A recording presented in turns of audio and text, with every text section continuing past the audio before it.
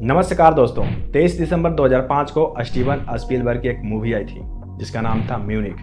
ये film Israel की खुफिया एजेंसी मोसाद की कहानी बताती है। मोसाद को दुनिया के सबसे ताकतवर खुफिया एजेंसियों में से एक माना जाता है। इस एजेंसी ने अब तक ऐसे ऐसे कारनामा किए हैं जिसका लोहा पूरा दुनिया मानती है। तारीख थी 5 सितंबर 1972 जब फिलिस्तीन के आतंकियों ने म्यूनिख के ओलंपिक गांव पर हमला किया था।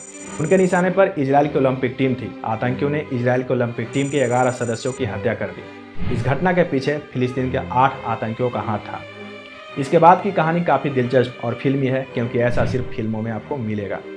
इनसे बदला लेने के लिए इजराइल के तत्कालीन प्रधानमंत्री गोल्डा मीर ने एक ऑपरेशन को मंजूरी दी। उस ऑपरेशन का नाम था ऑपरेशन रॉथ ऑफ गॉड, जिसे हम ऑपरेशन बायोनेट के नाम से भी जानते हैं।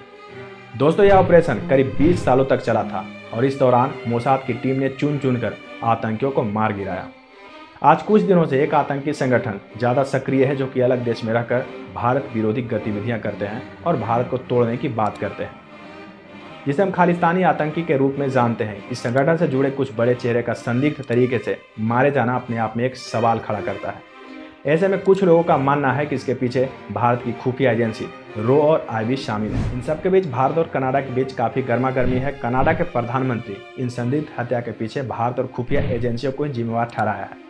हालांकि भारत सरकार इसे सिरे से नकारती रही है। ऐसे में अब सवाल उठता है कि कनाडा की सरकार खालिस्तानियों को इतना सपोर्ट क्यों करती है। मतलब एक आतंकी संगठन जो दूसरे देश में जाकर आतंक फैलाते हैं, देश को तोड़ने की बात करते हैं, फिर भी इन खालिस्तानियों को कनाडा के प्रधानमंत्री राजनीतिक सपोर्ट देते हैं। और तो और भारत और कनाडा के बीच वर्षों पुरानी अच्छी खासी रिश्ते को ताक पे रखकर आखिर क्यों जस्टिन ट्रूडो खालिस्तान के इतने बड़े शुभचिंतक बने हुए हैं? क्या है असली वजह? इसे समझने के लिए कनाडा के डेमोग्राफी और पॉलिटिक्स को समझते हैं। इनके पीछे की सबसे बड़ी और पहली वजह है कनाडा में जाकर बसे पंजाबी सिख। कनाडा की ऑफिशियल वेबसाइट स्टैटिस्टिक्स कनाडा के अनुसार 2021 में देश की जनसंख्या 3,69,91,981 थी। इस वेबसाइट के अनुसार कनाडा में पंजाबी बोलने वालों की संख्या 5,20,390 है, जबकि कनाडा में पंजाबियों की गिनती कुल जनसंख्या का 2.6% है। यानी कि वहाँ 9.5 लाख पंजाबी हैं, जिनमें से 7.7 लाख सिख हैं। इसके साथ ही इनका राजनीतिक दबदबा भी है। कनाडा पार्लियामेंट की वेबसाइट से मिली जानकारी के अनुसार पूर्ण बहुमत के लिए किसी पार्टी को लोकसभा में 338 सीटों में से 170 सीटें की जरूरत होती है। 2021 के चुनाव परिणामों की बात करें तो 17 सीटें ऐसी थी जिन पर भारतीय जीते और इन 17 सांसदों में से 16 पंजाबी थे। ये सब वो बातें थी जिन्हें आपको जानना जरूरी था। अब आते हैं मेन मुद्दे पर कि आखिर खालिस्तान का उदय कैसे हुआ, खालिस्तान शब्द पहली बार प्रयोग कहाँ हुआ और कैसे खालिस्तानी विचारधारा अस्तित्व में आया। आज हम बात करेंगे हिस्ट्री ऑफ खालिस्तानी मूवमेंट की। तो आइए समझने की कोशिश करते हैं थोड़ी गहराई से। इससे पहले आप चैनल पर नए हैं तो चैनल को सब्सक्राइब कर दें इस तरह की जानकारी भरी वीडियो देखने के लिए। खालिस्तान की शाब्दिक अर्थ की बात करें तो यह अरबी भाषा के खाली से प्रेरित है। खालिस्तान का मतलब खालसा की सरजमी से है, यानी कि ऐसी जगह जहाँ सिर्फ सिख रहते हों। बताया जाता है कि शब्द पहली बार उस वक्त सामने आया था जब 1940 में मुस्लिम लीग के लाहौर घोषणा पत्र के जवाब में डॉक्टर वीर सिंह भट्टी ने एक पम्पलेट में इसका इस्तेमाल किया था। हालांकि अकाली आंदोलन के संस्थापक मास्टर तारा सिंह की अगुवाई में 1929 से ही सिखों के लिए एक अलग देश बनाने की मांग चल रही थी। खालिस्तान आंदोलन भारत से अलग एक अलग राष्ट्र बनाने की मांग है। आज़ादी के बाद 1955 में जब भाषा के आधार पर पंजाब के पुनर्गठन की मांग उठी, तभी खालिस्तान चर्चा में आया था। आगे इसके कारण जब स्थिति बिगड़ने लगी तो भारत सरकार ने 1966 में पंजाब को 3 हिस्सों में बांट दिया था। सरकार ने हरियाणा को राज्य और चंडीगढ़ को केंद्र शासित प्रदेश बना दिया था। सरकार के इस फैसले से अलगाववादी नाराज हो गए और उन्होंने आंदोलन को उग्र कर दिया। 70 के दशक में चरण सिंह पंची और डॉक्टर जगजीत सिंह चौहान की अगुवाई में खालिस्तान मुद्दा और गरमाया। कहते हैं कि उन्होंने इसके लिए लोगों को जोड़ना शुरू कर दिया था। 1980 में इसके लिए खालिस्तान राष्ट्रीय परिषद भी बना। इसका असर चंडीगढ़ के कुछ युवाओं पर पड़ा और उन्होंने 1978 में खालिस्तान की मांग करते हुए दल खालसा का गठन किया था।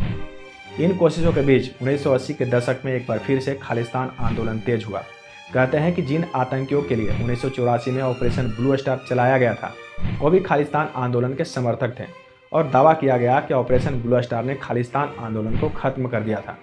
लेकिन ये सच नहीं था। यह खालिस्तान आंदोलन आज भी सक्रिय है और पूरी तरह से खत्म नहीं हुआ है।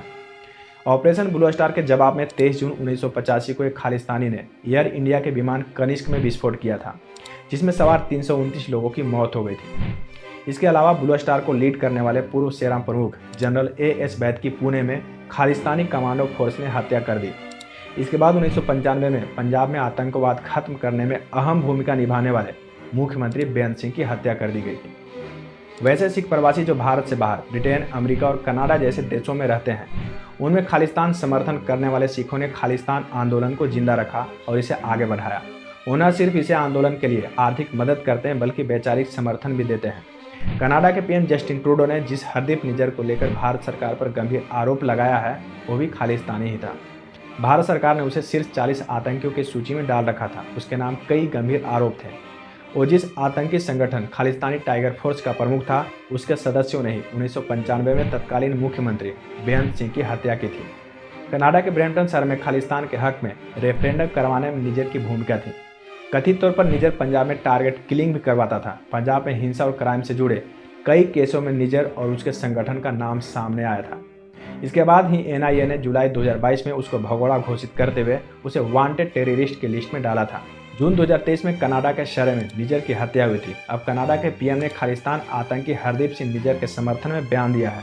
तब खालिस्तान आंदोलन को हवा मिल सकती है और ये लोग कनाडा में और ज़्यादा सक्रियता के साथ भारत विरोधी गतिविधियां कर सकते हैं।